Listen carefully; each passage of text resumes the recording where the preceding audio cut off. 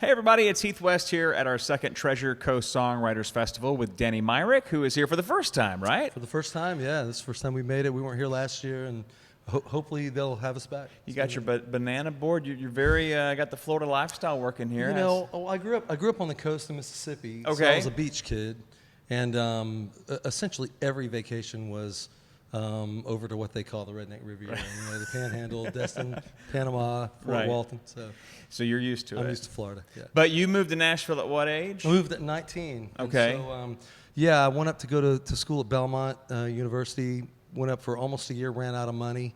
I went back home for a year, then came back up when I was 21 for good. So, You were like, I want to be in the business. Yeah, my dad was a Baptist preacher when I was growing up. We had a family band, and so we started really early. We made our first record when I was 7. Wow. My mom played piano. My older brother, I got a bass, and he got a guitar.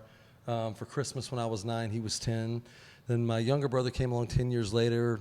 We made 7 albums by the time I graduated high school, and I started writing gospel songs probably about 15 or 16. Had my first number one when I was 17. Holy cow! So I just kind of grew up in that world. I had an affinity for hooks and melodies and catchy phrases and stuff, and grew up on 70s FM radio, and I was going to ask you what you grew up listening to and what you were into. What guided you into country?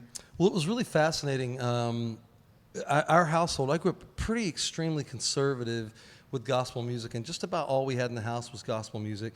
But my grandfather is kind of the first one I remember playing what he called flat top guitar, which is just an acoustic guitar. But he loved old, like Hank Williams, Jim and Jesse, some of this like bluegrass gospel stuff. Loved the Grand Ole Opry. So I got exposed to that.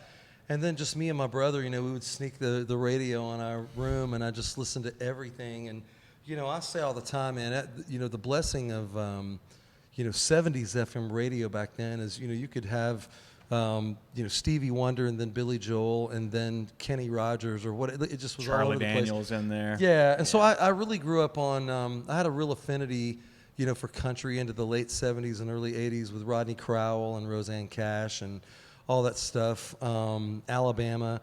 But what really, really changed my world, because we had a family vocal band, was the Eagles. Oh, yeah. The Eagles and Fleet, all the Laurel Canyon country stuff changed everything, and so.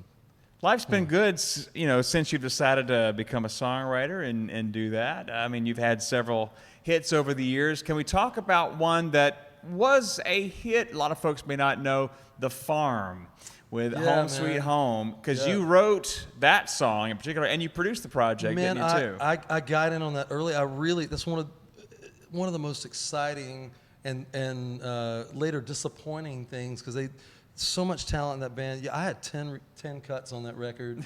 Co-wrote everything with them except for 1 or 2 songs, and produced it with Nick Hoffman from the band. And just loved what we did with them. I felt the diversity thing with Damian Horn in the band was great.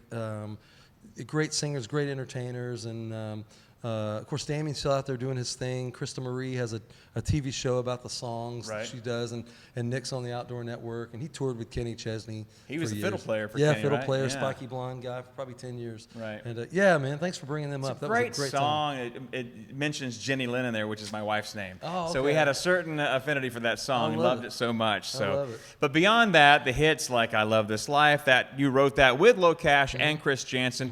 That's pre Buy Me a Boat, Chris Janson. That's pre. We wrote that and Truck Yeah, way before record deals for both of those guys. And man, I remember. I Love This Life. I tell the story when I write it. The thing that was interesting about that is we really found ourselves in a mood that we were all pretty frustrated. They had both recently pitched record deals that they got no's on.